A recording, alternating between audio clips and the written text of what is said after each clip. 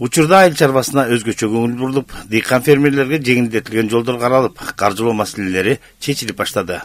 Алсак талаа өсүмдүктөрүн сугарууга бир топ техникалар тартылып, кылкандуу данеңдер менен аркылуу өсүмдүктөрдү чачыратып сугаруу шаймандарын колдонуу ыкмалары жолго коюла баштады. Ошол биздин дыйкандарыбызга 4,5% ченде ушул айыл чарба техникаларын, тракторларды жана тамчылатып сугаруу, жамгырлатып сугара турган шаймандарды лизингге алууга биринчи иретте чоң мүмкүнчүлүк түзүлдү.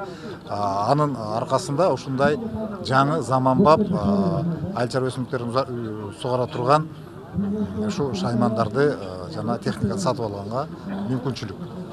Мындай ыкманы пайдаланып жаткан Жайыл районундагы Райымбек үрөн чарбасынын базасында өткөрүлгөн иш-чарада айыл чарба министри Аскарбек Жаныбеков 7 облустан келген дыйкан фермерлерге негизги жолдорун түшүндүрүп берди.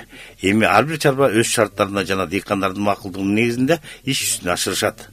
Семинарга катышкан фермерлер айрым көйгөйлүү маселелерге так жооп ала алышты. Кантип дыйкандар жерлери болгон 5 жылга 7 жылга арендада болгон жерлерге ушундай жатырып сугара турган коебуз. Жердин арендасы аябай кыска депчи мөөнөттө. Ошонун негизинде бүгүн жообун алдым. Аталган шаймандар Европа, Россия жана Кытайдан алынып келип, баасы 3,5 миң евродон 25 миң еврого чейинки бааны түскөн.